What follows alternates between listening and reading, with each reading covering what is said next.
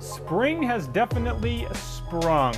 A look around my neighborhood here, just west of downtown Reno, not too far from Idlewild Park, for those of you that know this particular area. Well, a couple things to point out. First, I'm headed to Vegas. The first time I've been to Vegas since last July. Way too long. Gonna shoot several episodes of Silver State Sights on the trip. And then coming up, it'll be the Wednesday and Thursday, right after this vlog is released, that I will be there. First week of May. Probably be playing at the Wynn. I'm considering playing at Bellagio too, but I have yet to make a firm decision on that at the time of this recording. But hoping to shoot 2 vlogs down in Vegas. As you guys know, I absolutely love Vegas. I won't be able to see my Vegas Golden Knights this time around. It's still going to be pretty tough to get into a game with the restrictions on crowd size, but I'm fired up for them going into the playoffs as maybe the best team in the NHL.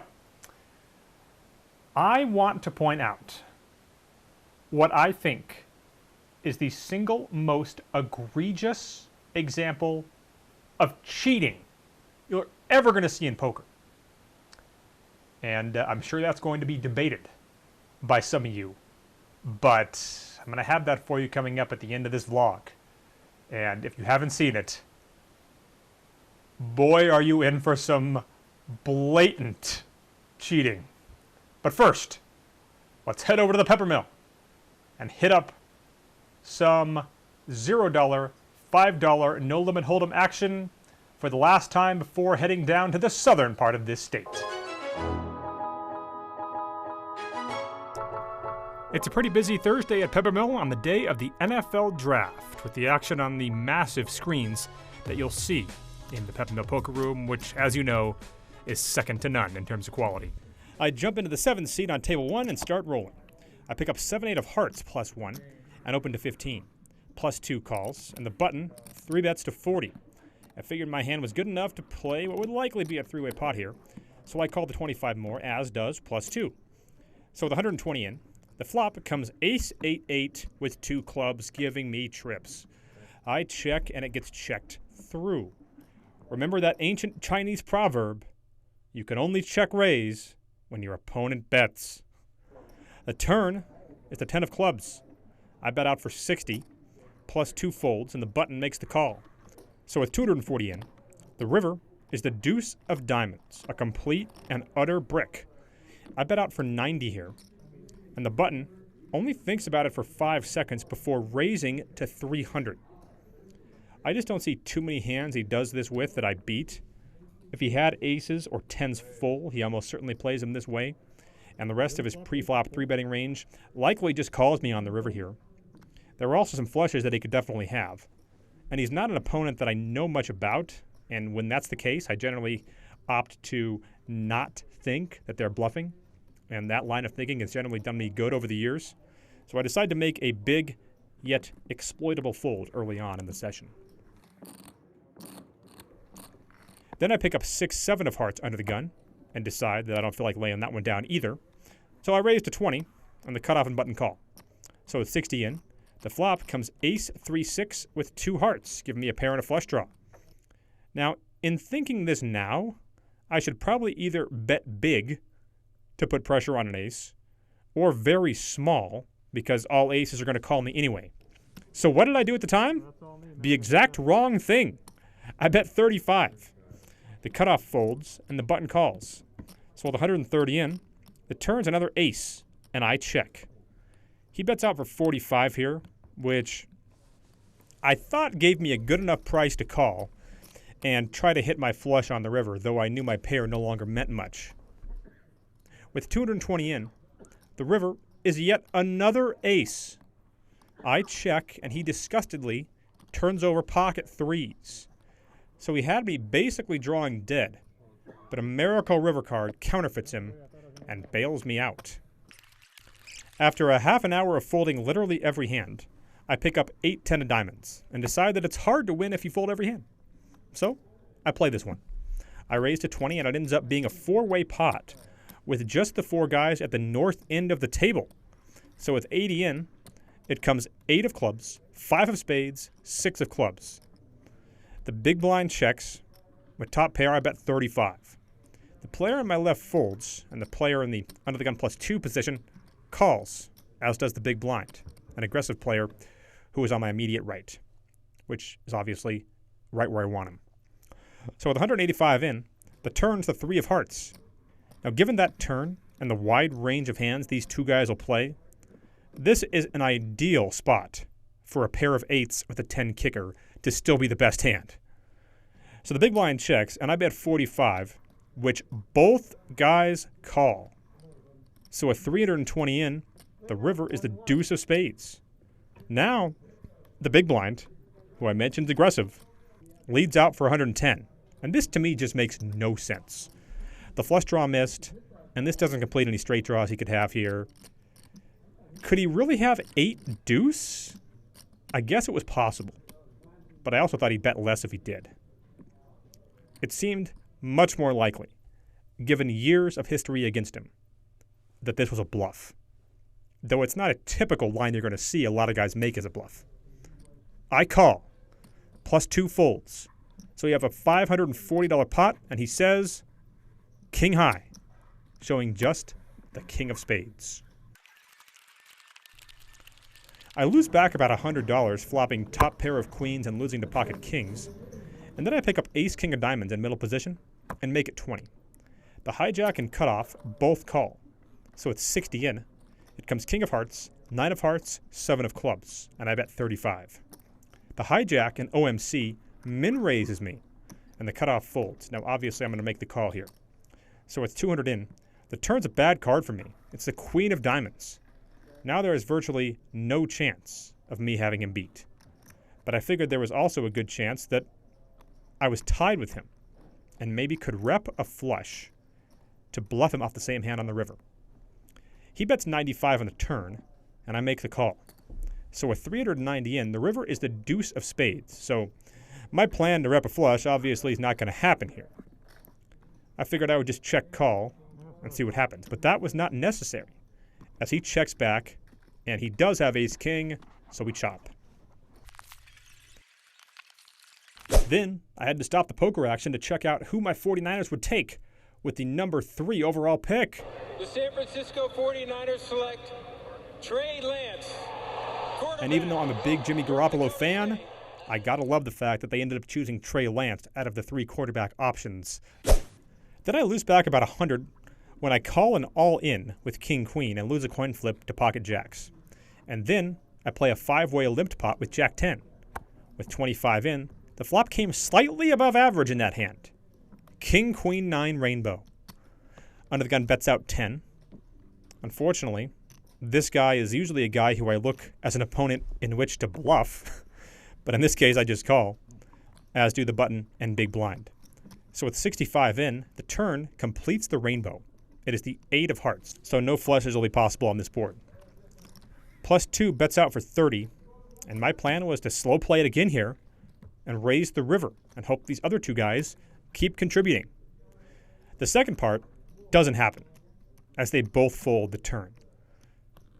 But the first part would end up being a possibility. With 125 in, the river comes the deuce of hearts. I still have the nuts, and he bets out for 65. I decide on a sizing of $210 here, and he tank folds. I figured king-jack is the most likely hand, and as I mentioned, he's a guy who I usually look to bet off of hands, not extract a ton of value from, so in this case, I think I played it in the optimal way. The next hand is very interesting, and I'd actually like some feedback on part of it. It's also an example of why the in-hand video on this vlog, I'm convinced, is the best of any vlog. I'm not saying the vlog itself is the best overall vlog, as there are some legends out there, but I think some of the video you'll actually see of hands being played is second to none. And in this hand, I have pocket 8s in the cutoff, and a pro opens to 15 from +1. I make the call. The button calls as well, and the big blind, who you have a clear shot of in this video, and that's what's important, calls as well. So it's 60 in. The flop comes 9-8-4, 2 spades, giving me middle set. The big blind bets out 15, and the original raiser makes it 45. Before I do anything, the button is inquiring about the amount here, leading me to believe that he may have some equity, which made me raise just a little bit more than I would have otherwise, making it 150. Button does fold, but the big blind snap calls. +1 folds, so with 405 in, we're heads up to a turn. That comes the ace of clubs. I figured this guy has a big draw, and I should hammer this. And watch how fast he calls my $300 bet. So with $1,005 in, the river's another 4, filling me up. Now this is where I'd be curious to know what some of you guys would do. And if you want to pause the video and comment before you know the result, I respect that. I was pretty torn here. I considered betting like $40 to try and induce a bluff, which, even though this is an older gentleman, I know he's capable of the bluff. But I thought back to that turn call, and I said, man, he could easily have turned an ace to go with his nut flush draw. And if that's the case, I'll pay off a river bet. So I opted on a sizing of 250, which he ends up snap folding to. He said that he had a flush draw and an open-ended straight draw, which obviously makes perfect sense. So we don't get value on the river. Maybe the small bet sizing would have induced. Don't know. Either way, pocket eights, the hand that I've run better with over the years than any other hand in poker, continues to be good to me. Then I stay hot, raising pocket aces and getting 3 callers to a flop of ace-7-4 rainbow. I tried the technique that I used on the last vlog of betting $25 here as kind of a betting slow play, but I shouldn't have done that. I think that's a more effective slow play in 3-bet pots. I think that in a single raise pot like this, people are going to have me on more aces, and they're just going to fold a ton of their range here. So I know it's being results oriented, given that I got 3 folds to that $25 bet, but I do think that checking and giving these guys a chance to catch up in a single raise pot where I flop top set on ace-7-4 is probably the way to go. Anyway, then I picked up king-queen of clubs and won a relatively small pot before ultimately racking up and getting out of there. And the last hand that I was going to mention is one that I was unable to get video of, so I'll have to tell you in the Peppermill parking lot.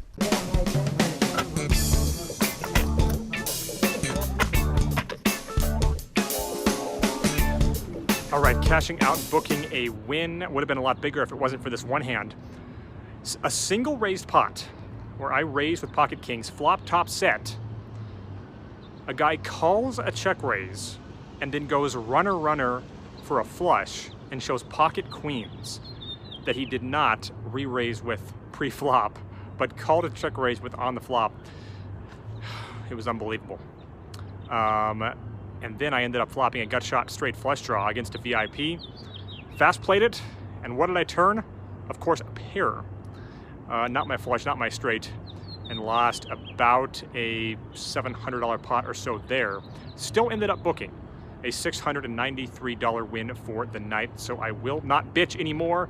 I'm still fired up about the 49ers taking Trey Lance with the number 3 pick, even though, yes, I'm a big Jimmy Garoppolo guy, but when it came down to Lance or Mac Jones, Lance was the guy that I wanted. Now, you might ask, Ben, what were you going to say on this vlog when they took Jones? I'll answer that. I wasn't going to get on here and say I hated the pick. I wasn't going to do that. My whole plan was to just not say anything. That was my plan. But since they took Trey Lance, I'm fired up and certainly expect big things. I love the way he played in a pro-style offense at North Dakota State, even though admittedly it is North Dakota State, so that's kind of a concern. All right, well, as you can see, I definitely was not cheating during my trip to Peppermill. Otherwise, I would have made all the perfect decisions, which, if you've been watching the last 113 vlogs, you know that I've basically never once done throughout the entire course of a session. But I have never seen a more egregious example of cheating than this one particular Mike Postle hand that some of you have already seen and some of you have not. And it's not one of the ones that's going to get the most attention, certainly not compared to the hand where he called with the 4-5 against the 2 ace kings or a variety of other hands. But the beauty of this hand is its simplicity. It's a quick hand. And the main reason that I chose to mention it, first of all, was that it stood out to me, and I just could not believe what I saw. Although I guess I could, considering the other things I'd already seen. But you get the idea. And I spoke with the local pro at the Peppermill about this, and before I could even tell him what hand I was talking about, he brought up this hand. He remembered it too, is my point. So that really made me want to mention it. So take a look. Mike Postle, let's just roll the tape and take a look at this hand, shall we? Mike Postle, you know him, the legend, Stones Live. For some reason, always cashes out right when the live stream ends. God, I only wish I could figure out why that is. So bizarre. Anyway, Mike Postle's got the old Jack 10 offsuit, and he raises it up. Ends up getting 3-bet here by a gentleman with pocket nines.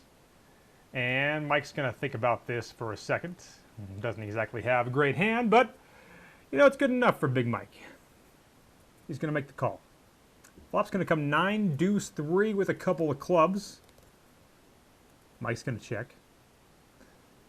And you would think that he would just fold to this flop bet. But no. Mike's going to think about this. And he's going to call. Well, pretty good turn card there for Big Mike. It's the jack giving him top pair. He's going to check, and his opponent's going to bet his top set on the flop once again. Now Mike's got to be in trouble, now that he's hit top pair, but no! Look at this! Mike magically finds a fold. Now, I am not the world's foremost authority on no-limit hold'em strategy, but I'm pretty sure that when you float with Jack 10 offsuit on a 9 deuce 3 flop, you're going to continue pretty much 100% of the time when you turn a jack. But not in this case. Big Mike couldn't get the big payday that he wanted. He was only trying to go runner because he knew if he did, he could get this entire guy stacked because he knew he flopped a set of nines. If there's ever a more blatant example of cheating in the history of poker, well, I'd love to see it. That's going to do it for this edition of the vlog. As I mentioned, I'm heading down to Vegas, and maybe I'll see some of you at the Win coming up, well, tomorrow, now that I can tell you. May 5th and 6th, I will be playing in Las Vegas and then heading back up to Reno on May 7th. So maybe I'll run into some of you down there. If you haven't already, hit the like and subscribe buttons. It really helps out this channel a lot. I genuinely appreciate that and appreciate all of you watching. And I will see you back here next time from Vegas.